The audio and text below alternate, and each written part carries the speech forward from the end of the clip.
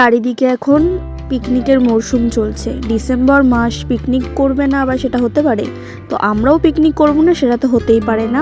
তো হঠাৎ করে দুপুরে প্ল্যানিং হল সবাই টাকা জোগাড় করে কাবাব বানানো হবে। তো এখানে শুধু মহিলারা আছে, মানে মহিলারা বলতে পাড়ার কাকিমারা, আশেপাশে যারা থাকে, আর আছে আমার মা মাসি, আমরা এই কজন।